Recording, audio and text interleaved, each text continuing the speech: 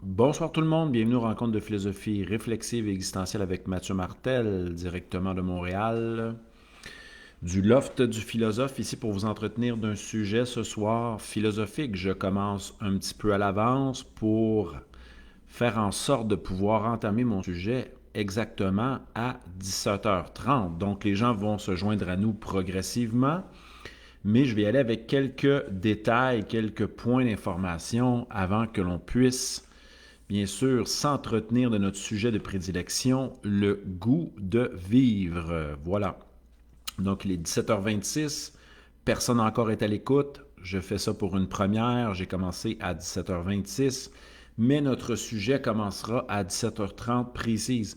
Pour ceux qui sont là pour une première fois, sachez qu'on est en Facebook Live depuis le mois de mars 2020. Et nous sommes quand même dans une lancée qui nous occupe depuis plus d'un an et demi maintenant. Nous avons aussi nos activités du samedi. Une fois par mois, on appelle ça les rencontres Zoom, et deux fois par mois également, à travers Observatoire Vieillissement et Société, nous avons deux rencontres mensuelles philosophiques dont je vous informe les prochaines. Le 7 octobre à 13h, nous allons nous entretenir de la confiance en soi d'un point de vue philosophique, mais aussi dans la confiance, dans notre traité de confiance en autrui. Qu'est-ce qu'avoir confiance en quelqu'un? Et bien sûr aussi, en qui devons-nous avoir confiance? En qui prêter confiance? Donc ce sera le 7 octobre.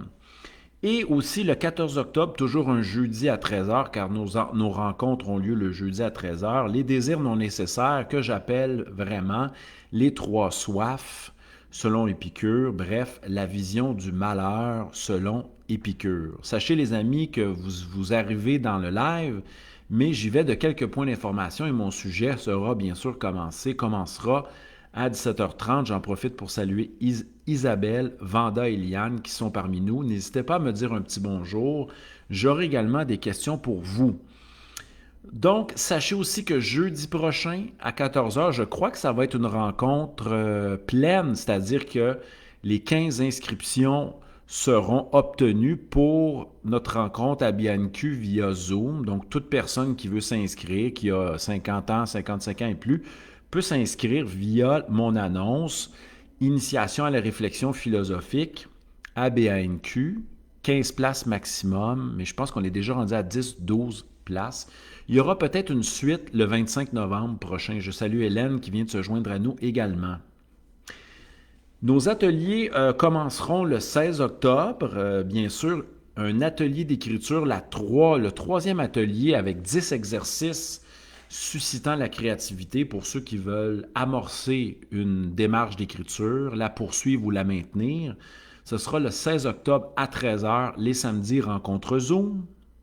Le 30 octobre, nous allons avoir une rencontre Zoom portant sur une réflexion sur la mort. Et je viens d'ajouter, je suis sur une bonne lancée, en fin de semaine, un atelier de réorientation. Donc, je vous mets face à 10 questions fondamentales qu'il faut se poser, auxquelles il faut répondre pour pouvoir établir une réorientation de sa vie.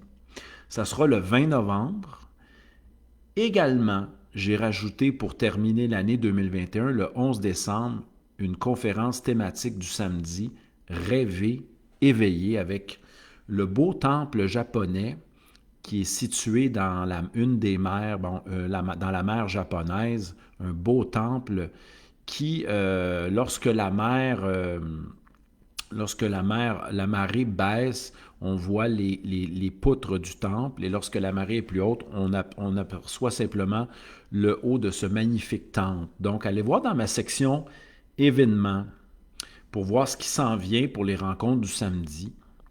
Et aussi, allez aussi vérifier la section vidéo si vous avez manqué des derniers lives. Il y en a des excellents dont je vous rappelle les titres.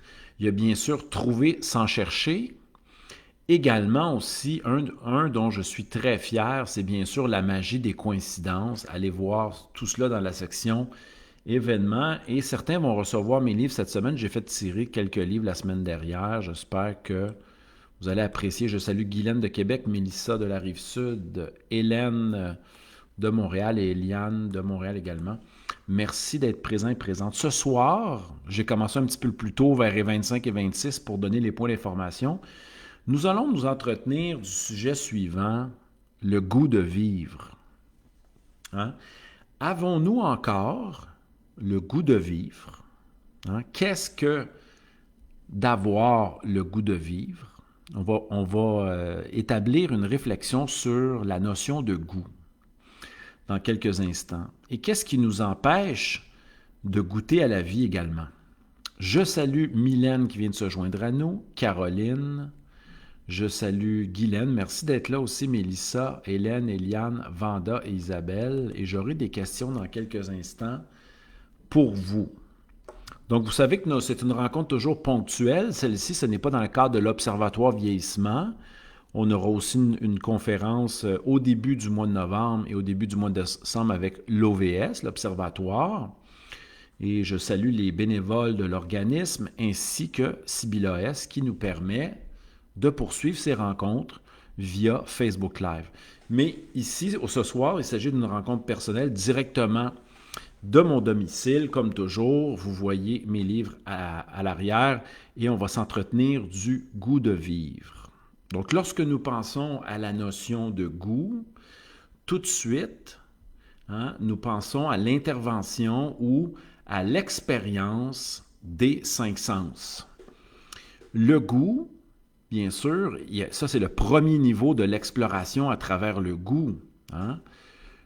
Nous avons l'expérience, le goût regroupe finalement l'expérience à travers les 5 sens. Premièrement, la vision, l'expérience du voir, du toucher, du goûter, l'expérience de sentir, et peut-être que j'en oublie d'autres également. Donc, reprendre contact. J'avais fait ça dans ma formation de yoga où on nous bandait les yeux et on nous faisait promener dans la forêt, sentir certaines plantes, certaines fleurs. Également, on nous faisait toucher certains objets. Et on pouvait aussi nous faire déguster certains fruits pour être en contact avec certaines saveurs.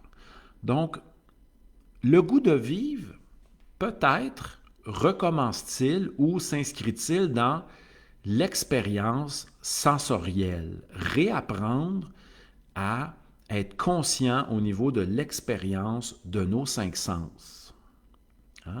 Mais le goût est aussi quelque chose de plus profond que ça. Lorsque nous nous levons le matin, nous pouvons nous demander de quoi ai-je le goût?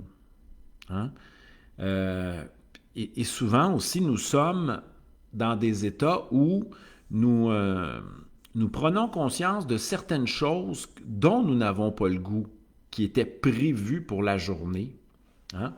Des obligations, des devoirs, etc. Donc, la notion de goût, elle est quand même centrale dans l'expérience de l'être humain. Elle commence bien sûr par l'expérience des 5 sens, mais elle est aussi une question qu'on se pose de manière métaphysique. Qu'est-ce qui m'appelle profondément ici maintenant? De quoi ai-je le goût ici et maintenant? Et souvent, nous mettons de côté le goût qui monte en nous, qui cogne à la porte, dis-je, de notre être et qui veut vivre. Certains parleront de besoin, d'autres de désir, mais j'aime bien parler de qu'est-ce qui nous interpelle profondément, de quoi avons-nous le goût? Quelquefois, on peut se demander, est-ce que je dois m'adonner à certaines expériences? D'autres fois, on peut se poser la question, est-il bien de s'adonner à certaines expériences ou est-il rationnel? Mais ramenons notre expérience à la question du goût. On sait que dans l'injonction kantienne du « ose penser par toi-même », le terme qui est utilisé en latin, c'est « sapere ». Sapere, c'est développer le bon goût, déguster, Réfléchir, ça veut dire réfléchir, mais ça veut dire méditer, mûrir. Hein? Ose développer ton goût profond. Ose développer ton jugement. Ça peut aussi toucher, pas dans la perspective kantienne, mais au sens plus large, une expérience esthétique. Posons-nous la question, de quoi ai-je le goût dans ma vie en ce moment? Est-ce qu'on s'arrête pour se demander ces questions-là cruciales? Mais aussi, qu'est-ce que j'aimerais cesser? Hein? On pourrait la poser d'une autre manière. De quoi n'ai-je plus le goût dans ma vie aussi? Donc, on peut prendre conscience de certains éléments auxquels on ne veut plus s'adonner. Hein, certaines personnes disent « je ne peux plus continuer de travailler dans ce domaine parce que cela ne me rejoint plus au niveau des valeurs, parce que le poste que j'occupe, je sens que je suis pris dans un dilemme éthique, que je sens que j'accomplis des tâches qui ne sont pas justes à mes yeux. » Donc, ça nous ramène quand même à la question de goût. Hein? Posons-nous, de quoi ai-je le goût dans ma vie en ce moment? Sommes-nous capables de prendre une feuille et d'énoncer certains points? Je vais justement vous poser cette question-là pour commencer notre live. Hein? Si vous voulez m'écrire un petit mot, dites-moi, de quoi avez-vous le goût actuellement dans votre vie? Mais une expérience que vous ne vous permettez pas, auquel vous n'avez pas encore donné votre approbation, hein? Au niveau de la saveur, au niveau du ton, de quoi avez-vous le goût actuellement? Quel projet nouveau avez-vous le goût d'entamer? Êtes-vous capable de l'identifier, de l'exprimer clairement, en conscience? J'aimerais bien sûr vous lire. Si vous avez le goût de me faire part d'une chose que vous aimeriez expérimenter. Et après, merci Eliane de répondre, je vais commenter bientôt vos réponses.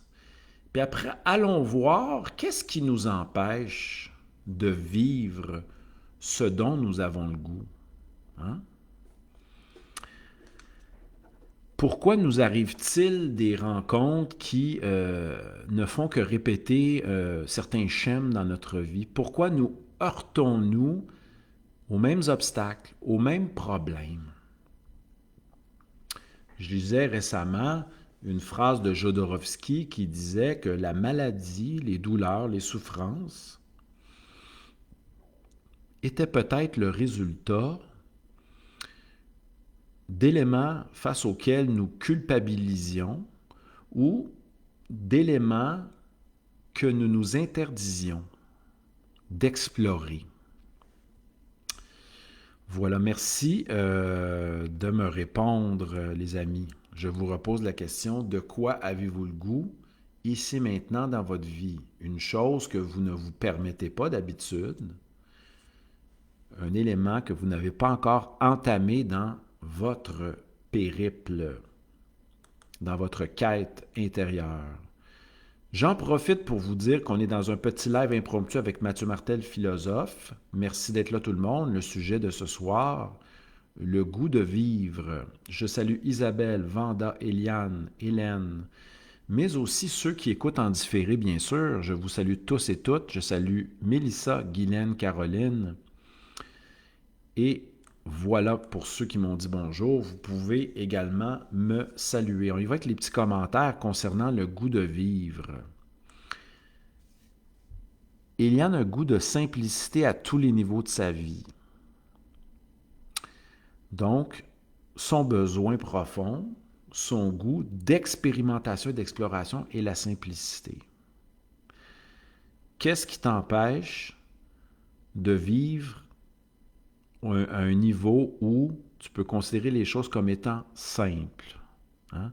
Qu'est-ce qui fait obstacle à la simplicité? On peut se poser la question, est-ce que c'est lié à notre manière de nous relier au monde? Est-ce que c'est lié à notre positionnement intérieur? Bref, de dire oui à la simplicité pour soi-même? Ou est-ce que c'est lié à la fortune, au hasard? Hélène nous dit que dans son régime actuel, il ne lui est pas permis de manger de la crème glacée. Et elle rêve de cela. Peut-être qu'elle pourrait se le permettre un peu malgré tout, malgré certaines interdictions. Isabelle veut mieux manger. Mais souvent, on est dans des positions très idéalistes. Hein? On se crée un idéal formel et on n'écoute peut-être pas le goût profond de notre être qui nous dit ce matin, va marcher au soleil. Hein? C'est comme si notre être pouvait savoir, on s'en remet peu souvent à lui, intuitivement, profondément, ce dont il a besoin. Vous savez, j'ai pris une pause d'entraînement d'1 mois. Je me suis entraîné une fois. Mais j'ai beaucoup marché, puis puisque j'enseigne debout, je marchais à peu près au total un déplacement de 10 km par jour. Mais aujourd'hui, j'ai senti l'appel profond de me faire un petit entraînement. J'avais peut-être besoin d'une pause d'1 mois après 3 mois de pratique intense et un début de session qui vient de se terminer au sens des 5 premières semaines. Lundi, je termine ma 5e semaine. Quelquefois, hein, il est bien aussi de dire oui à certaines pauses d'activité. Et là, je n'avais pas le goût de m'entraîner, et là, le goût est revenu. Mais souvent, nous ne nous remettons pas à ces intuitions-là profondes. Nous pensons que si nous ne nourrissons pas certaines habitudes, cela va disparaître. Mais c'est important peut-être de laisser revenir le goût. Donc, Isabelle veut développer le goût de mieux manger, mais peut-être que le goût de mieux manger repose seulement sur le fait d'être à l'écoute de ce que tu as le goût de manger ici et maintenant, et d'être vraiment à l'écoute de ça, puis prendre soin de choisir ce dont tu veux manger. Mylène a le goût de travailler à son compte et d'écrire un livre. On lui souhaite, bien sûr. Hein? Donc, voilà ce qui naît au terme des désirs profonds en nous. Mélissa rêve d'équilibre et de sérénité. Mais où tout cela commence?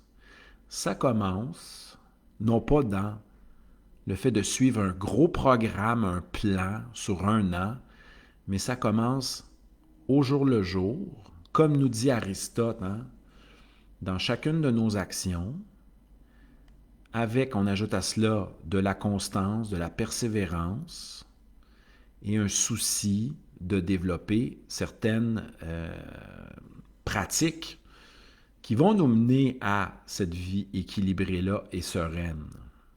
Mais c'est peut-être aussi de la manière dont nous prenons ce qui nous arrive. Hein? Tout est dans la manière dont nous recevons ce qui nous arrive. Ce sont nos pensées sur les événements, sur ce qui nous arrive, sur ce que nous sommes, qui vont déterminer une forme de teinte. Jazzé nous dit bonjour. Pas grave, Jazzé, on te pose la question suivante. De quoi as-tu le goût présentement dans ta vie? Hein? Qu'est-ce qui vient cogner à la porte de ton être? De quoi as-tu le goût? Ici et maintenant. Et Hélène repose la question à Jazzé. Hein, de quoi as-tu le goût ici et maintenant dans ta vie? Et allons-y d'une question encore plus simple. Je salue les 14 personnes qui sont là. Si vous voulez me dire bonjour, n'hésitez pas. On va poser la question à l'inverse. Hein, on s'est posé la question de quoi avons-nous le goût dans la vie, mais on peut se poser la question d'identifier. Et souvent, on voit ça chez les gens, mettons, qui vont sur des sites de rencontres, qui vont nommer ce qu'ils ne veulent plus, hein, par la négative. Est-ce qu'on est capable, nous, de l'identifier, simplement l'identifier, non pas le nourrir en pensée, mais de dire, bon, je n'ai plus le goût de quoi? Est-ce que vous avez trouvé un élément face auquel vous pourriez vous dire, je n'ai plus le goût de cela, et tenter de l'abandonner, hein, de le laisser de dire ça, je ne nourris plus cet aspect-là. Hein? Donc, vous avez peut-être le goût de prendre une pause de certaines choses, mais à quoi êtes-vous capable de dire, bon, je n'ai plus le goût de ce type d'événement, de ce type de relation, de ce type d'expérience? Jazzy nous dit qu'il a perdu le goût. Alors, Jazzy, petite suggestion, quand tu te lèveras demain matin, hein, bois un bon verre d'eau et laisse le goût monter en toi. Puis tu vas te rendre compte, si tu es vraiment attentif, que les goûts commencent par des choses simples. Ça peut être le goût de t'étirer dans ton lit. Par la suite, d'aller sentir l'air sur le balcon. On va être déjà rendu à 2 goûts. Par la suite, faire le tour de ta maison. Regarder le ciel. Et on est déjà rendu à 4 ou 5 expériences. C'est peut-être que tu généralises sur ta condition. Donc, Eliane qui voulait de la simplicité, maintenant, ne veut plus de lourdeur dans ses amitiés ni au quotidien. On ne sait pas ce que ça veut dire dans son quotidien. Donc, elle ne veut plus entretenir de relations lourdes où elle a la confidente, peut-être, ou des relations difficiles, pesantes, prenantes, etc. Belle identification. Je vous invite, dans ma deuxième question, à me dire de quoi n'avez-vous plus le goût dans votre vie? Isabelle touche un point important, ne plus se forcer. Hein? Parce que là, on est souvent dans la culpabilité, puis dans des formes d'impératifs envers soi-même, ne plus se forcer à faire des choses qu'elle n'aime pas. Belle prise de conscience. Donc, on partage en ce moment nos prises de conscience. On est une quinzaine en ce moment. Donc, Jazzy se réveille et nous dit, oui, en effet, il prend part à certains plaisirs quotidiens, malgré tout. Mais là, Jazzy, on se pose la question, on veut laisser monter le goût en dedans de nous. Hein? Et si on est vraiment attentif et conscient, on se rend compte que notre journée, elle est pleine d'appels intérieurs. Donc, Annie n'a plus le goût de blâmer les autres pour les difficultés qu'elle vit dans sa vie. Hein? Mais Annie, de quoi as-tu le goût profondément? Mis à part, au sens négatif, de ne plus mettre la faute sur les autres. Premièrement, y a-t-il des gens coupables ici maintenant? Y a-t-il des accusés? Mylène nous dit qu'elle ne veut plus dépendre d'autrui pour se sentir heureuse. Hein? C'est la différence entre le désir comme manque. Hein? Il me manque quelque chose. La vision platonicienne, sartrienne, épicurienne, du désir comme manque, comme souffrance. Hein? Je suis en manque. Je souffre parce que je suis en manque de m'abreuver, de nourriture, d'affection. Je suis en manque de partage. Au lieu de se sentir vivant et de partager dans la perspective du désir comme puissance d'exister, j'ai le goût de partager avec ceux que je rencontre parce que j'ai le goût de partager certaines idées, d'échanger, etc., hein, par un désir d'exister. Si on ne change pas nos pensées, et qu'on parle toujours dans le terme de « je suis en manque de », ça présuppose qu'on est souffrant, qu'on est incomplet, puis on s'inscrit dans une tradition insatiable du désir comme manque. Hein? C'est un aspect d'une des visions philosophiques proposées, bien sûr, chez Platon. On l'a également chez Schopenhauer. Hélène nous donne un conseil. Assieds-toi avec des personnes heureuses. Les discussions sont fort différentes, peut-être parce que la personne heureuse, elle est davantage autonome, c'est-à-dire qu'elle pratique ce qu'elle aime ce qu'elle pratique, et elle préserve son bonheur. Et elle sait que c'est elle qui nourrit son jardin. Voilà, merci pour vos commentaires, les amis. Ça nourrit vraiment la rencontre. Est-ce que je bois un thé par manque de théine ou par goût d'exploration des saveurs? Hein? Parce que le thé me procure un sentiment agréable, une acuité, etc. Hein? Parce que j'ai envie de vivre une belle expérience au niveau de l'exploration gustative. Donc, ce soir, on s'entretient, les amis, sur le goût de vivre. Il commence par vous poser la question, qu'est-ce que j'ai le goût de manger? Hein? Qu'est-ce que j'ai le goût de faire ici maintenant? OK, prendre une douche, parfait. M'étendre sur le sofa, mettre un disque, sortir, je suis allé faire une promenade avant le live, les amis. Et je suis allé chercher mon repas, une belle salade. Hein? Et tout commence par cela, les amis. Donc, j'en profite pour vous saluer, ceux et celles qui sont présentes. Ce soir, une soirée de dames. Alors, je salue Isabelle, Vanda, Eliane, Hélène, Mélissa, Guylaine, Caroline. Est-ce que j'en oublie? Non, il y a Jazzé, qui est près du Mont Mégantic. Et Annie aussi, qui est à Montréal.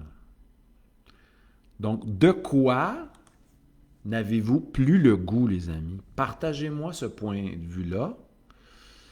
Et on va se rendre compte que le goût, à l'instar de John Stuart Mill, les plaisirs de la vie qui nourrissent notre goût, on apprend à cultiver notre goût, ça dépasse les sens. C'est lié aussi aux relations, à ce à quoi on s'abreuve comme culture. Est-ce que vous écoutez des films, des classiques, vous lisez des classiques, vous vous abreuvez de documentaires inspirants, vous nourrissez des relations qui vous font conscientiser, vous allez voir des paysages nourrissants et inspirants. Hein? À quoi, à quelle source décidez-vous de vous abreuver? Comme dirait François Brooks sur sa page Philo 5. Et Spinoza qui nous pose la question suivante. À quel genre d'objet d'amour êtes-vous intéressé? Jazzé nous dit qu'il est célibataire, donc au Mont Mégantic, pour ceux qui veulent aller faire un tour, mais il n'a vu plus de relations difficiles. J'ai souvent ça. J'ai mon ami Sylvain également, me dit qu'il est plus capable de relations compliquées, difficiles, où il y a dépendance, lourdeur, éléments toxiques, entre guillemets. Voilà. Gang, dites non à ça et affinez votre goût, soyez sélectif et ne vous sentez pas, ne vous dites pas, c'est peut-être fini pour moi jusqu'à la fin de mes jours. C'est quoi ce discours-là? La vie se vit maintenant. On ne sait pas ce qui nous attend.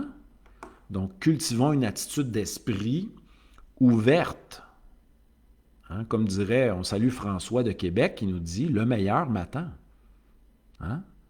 Et pas « j'ai quitté quelqu'un parce que ça ne fonctionnait pas, donc cela est ma faute ». Ou par ailleurs, je ne rencontrais personne de mieux. Il faut changer son attitude. Donc, Micheline veut sortir des reproches. On pratique souvent des reproches envers les autres, des critiques négatives et d'en recevoir. Donc, voilà. Est-ce qu'on décide de se concentrer sur ce qui est édifiant ou sur tout le temps les détails, qui nous dérangent. Les gens qui sont dans l'obsession de la performance ont des très bonnes notes et souvent sont mécontents de leurs erreurs ou du fait d'avoir quelques éléments améliorés. Ils ne regardent pas ce qui va bien.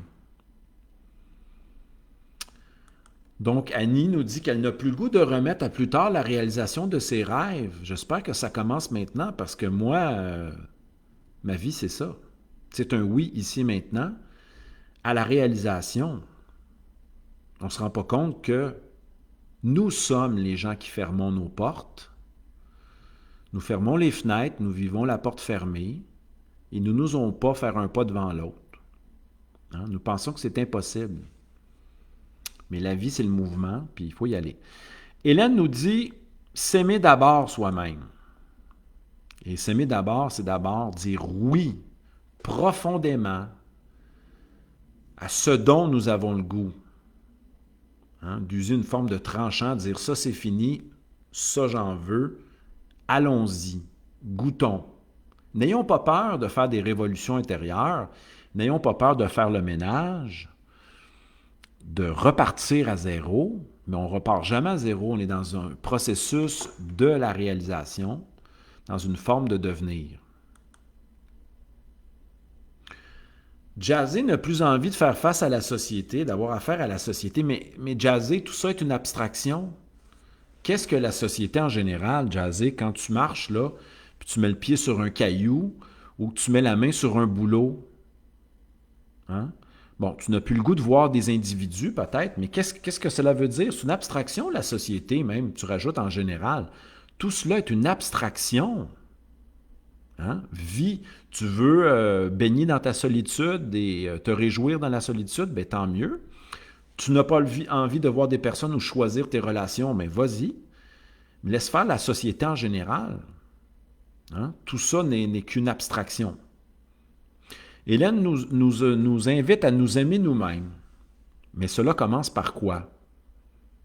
Hein? Par l'écoute et le ressenti profond qui va dans le sens d'aller vers ce qui nous plaît, ce qui nous tente. Rappelez-vous mes 4 principes. D'aller vers ce qui nous inspire, ce qui nous appelle profondément, vers ce qui nous plaît. Certes, on peut aussi aller vers ce qui... Puis si ce qui nous plaît, c'est de relever des défis et de grimper des montagnes, allons-y. Par ailleurs, faites ce qui s'impose nécessairement et ce qui est possible pour vous dans votre situation actuelle. Donc, c'est mes 4 principes, entre autres, pour nous amener à agir. Donc, Hélène nous dit, important de s'aimer, de se connaître. Mais Hélène, as-tu le goût de t'aimer ou de te connaître? Est-ce que c'est ça que tu veux dire? Là, on est rendu dans la question de qu'avons-nous plus le goût? Bon, Pierre se propose, mais Pierre, Socrate nous dit, connais-toi toi-même, hein, par toi-même. On ne va pas tous et toutes passer par l'oracle de Delphes. Hein? Connais-toi toi-même. Pars à la recherche de toi-même, comme disait Héraclite. Je me suis cherché moi-même. Voilà, les amis. Simplement pour vous dire, les amis, que on a une rencontre jeudi à BANQ. Il y a peut-être encore de la place pour les inscriptions. C'est sur Zoom, petit groupe de 15, 14 heures pour les 55 ans et plus. Allez voir mon annonce dans ma section événements. J'ai rajouté aussi plein d'événements pour l'automne. Nous avons notre atelier d'écriture le 16 octobre, notre réflexion sur la mort le 30 octobre, un atelier de réorientation en 10 questions fondamentales à répondre le 20 novembre et le 11 décembre pour terminer l'année. Une conférence du samedi, toujours à 13 h sur Zoom. Hein? C'est rêver, éveiller. Voilà. Sur ce, les amis, je vous remercie d'avoir été présents pour cette petite rencontre qui a duré 30 minutes. On va peut-être se revoir de manière impromptue durant les prochains jours. Je serai sur Zoom grâce à BANQ ce jeudi et on sera de retour le 7 octobre et le 14 octobre à 13 h les jeudis dans le cadre de l'Observatoire vieillissement. On parlera de confiance le 7 octobre et le 14 octobre, les 3 soifs chez Épicure ou les désirs non naturels, non nécessaires, ce qu'Épicure appelle les désirs vains à éviter. On parlera de qu'est-ce que le malheur pour Épicure, parce qu'on avait une conférence qui portait sur les plaisirs, qui a été peu écoutée, surprise, mais bon. Je vous rappelle aussi les super conférences qui ont eu lieu. Bien sûr, intitulé La magie des coïncidences et trouver sans chercher. Je crois que la dernière aussi a un bon succès. Je ne me rappelle plus le thème d'une des dernières que nous avons données. Je vous remercie d'avoir été là. Merci à Pierre, Eliane, Vanda, Isabelle, Jazé et compagnie. Bonne soirée, bon souper et prenez soin de vous et dites oui à ce qui vous appelle profondément au niveau du goût. De quoi avez-vous le goût? Bye tout le monde, bonne soirée.